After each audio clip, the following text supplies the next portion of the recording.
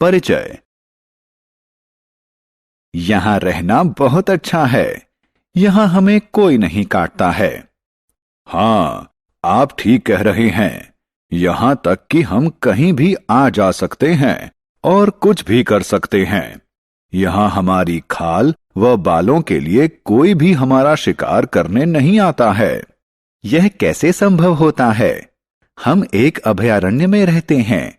इसके बारे में और जानना चाहते हैं तो आइए इस पाठ को देखें। उद्देश्य।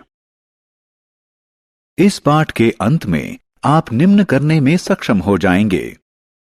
पेड़ पौधों और जंतुओं के संरक्षण हेतु विभिन्न संरक्षित क्षेत्रों को सूचीबद्ध करना। वन्य जीव अभयारण्य, राष्ट्रीय उद्यान एवं जैव मंडल संरक्षित क्षेत्र का वर्णन करना। निर्वनीकरण। मित्रों, पृथ्वी पर अनेक प्रकार के पेड़ पौधे व जीव जंतु पाए जाते हैं। वे मानव जीवन के लिए बहुत उपयोगी हैं, लेकिन इन जीवों की उत्तरजीविता के लिए सबसे बड़ी त्रासदी निर्वनीकरण है। निर्वनीकरण का अर्थ है वनों यानी जंगलों की सफाई करके उस भूमि का अन्य उद्देश्यों के लिए उपयोग करना। निर्वनीकरण के कुछ प्राकृतिक कारण भी हैं, जैसे जंगलों में लगी आग और गंभीर सूखा इत्यादि। निर्वनीकरण के मानव निर्मित कारणों में वृक्षों का कटान शामिल है। यह कटान फर्नीचर बनाने या लकड़ी को ईंधन के रूप में इस्तेमाल के लिए किया जाता है तथा साथ ही साथ उस भूमि का कृषि कार्यों, भवन निर्माण, कारखाने आदि स्थापित करने के लिए भी किया जाता है।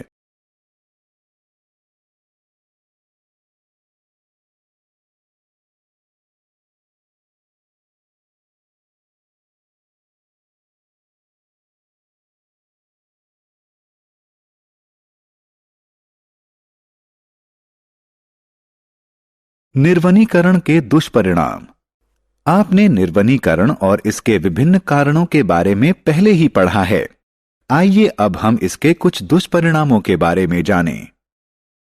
सूखा। पेड़ पौधों को प्रकाश संश्लेषण हेतु कार्बन डाइऑक्साइड की आवश्यकता होती है। वृक्षों की संख्या कम होने का अर्थ है कार्बन डाइऑक्साइड का कम इस्तेमाल के कारण इसकी वायुमंडल में अधिकता। इसके कारण ग्लोबल वार्मिंग होती है, क्योंकि कार्बन डाइऑक्साइड पृथ्वी द्वारा परिवर्तित धूप की ऊष्मीय किरणों को अवशोषित कर लेती है। बढ़े हुए तापमान के कारण जल चक्र असंतुलित होता है, जिससे वर्षा में कमी आ सकती है। यह सूखे का कारण हो सकता है। मृदा अपरदन। कम वृक्ष अर्थात अधिक मृदा अपरदन। मिट्टी की ऊपरी परत के हट जाने से उसके नीचे की कठोर व चट्टानी परतें दिखने लगती हैं। मिट्टी की इस परत में ह्यूमस होता है और यह कम उपजाऊ होती है। धीरे धीरे उपजाऊ भूमि मरुस्थल में बदल जाती है। इसे मरुस्थलीकरण कहा जाता है। निर्वनीकरण के दुष्परिणाम। निर्वनीकरण के कारण मृदा की जल धारण क्षमता में कमी आ जाती है, जो बाढ़ का कारण बनता है। मृदा की सतह से भूमि के भीतर जल के रिसाव में कमी आती है।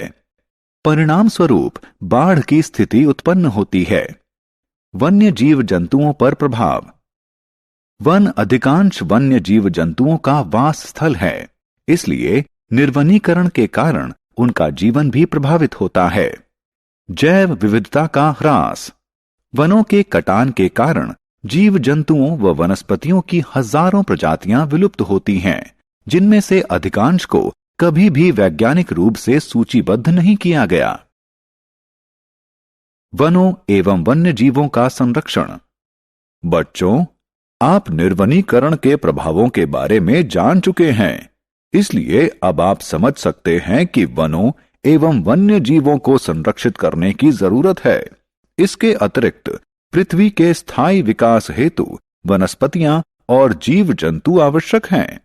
जैव विविधता बनाए रखने के लिए वनस्पतियों एवं जीव जंतुओं का संरक्षण जरूरी है और मनुष्य की उत्तरजीविता के लिए जैव विविधता जरूरी है।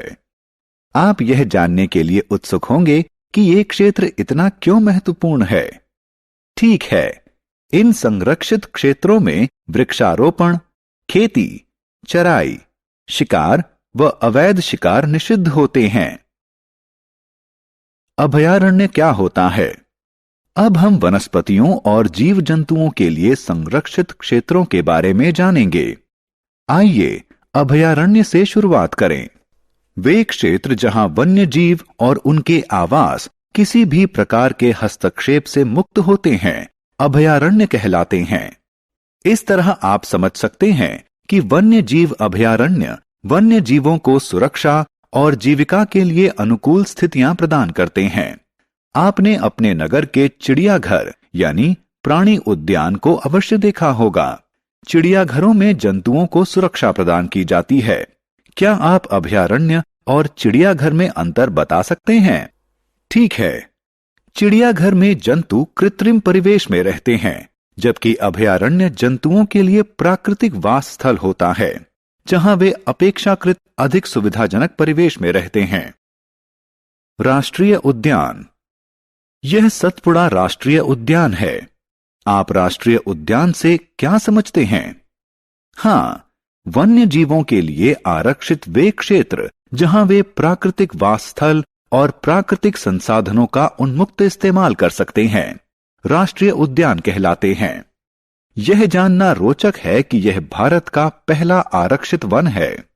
यह बाघों की संरक्षा यानी टाइगर रिजर्व के लिए प्रसिद्ध है। बच्चों, सरकार द्वारा बाघों को बचाने के लिए देश भर में प्रोजेक्ट टाइगर नामक परियोजना बनाई गई थी। इस परियोजना का उद्देश्य देश में बाघों की संख्या बढ़ाने व उनकी सुरक्षा सुनिश्चित करने के लिए बनाई गई थी। सतपुड़ा राष्ट्रीय उद्यान के अतिरिक्त वन्य जीवों के संरक्षण के लिए कॉर्बेट, काजीरंगा, कान्हा एवं रणथंबोर नामक अन्य राष्ट्रीय उद्यान निर्मित किए गए हैं। जैव मंडल संरक्षित क्षेत्र। आइए अब हम जैव मंडल संरक्षित क्षेत्र को देखें। वन्य जीव, वनस्पति, जंतु संसाधन एवं जनजातियों की परंपरागत आजीविका हेतु संरक्षित विशाल क्षेत्र जैव मंडल संरक्षित क्षेत्र कहलाते हैं। ये जैव विविधता और उस क्षेत्र की संस्कृति को बनाए रखने में सहायक हैं। क्या आप जानते हैं, जैव मंडल संरक्षित क्षेत्र में अन्य संरक्षित क्षेत्र भी हो सकते हैं? हाँ, मैं आपको एक उदाहरण देता हूं। पचमढ़ी जैव मंडल संरक्षित क्षेत्र में सतपुड़ा राष्ट्रीय उद्यान स्थित है और बोरी व पचमढ़ी नामक 2 वन्य जीव अभयारण्य स्थित हैं।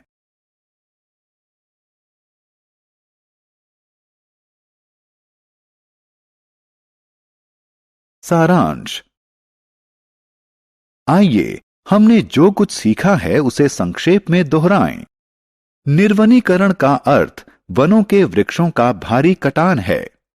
निर्वनीकरण मृदा अपरदन, बाढ़, सूखा और असंतुलित जैव विविधता का कारण बन सकता है।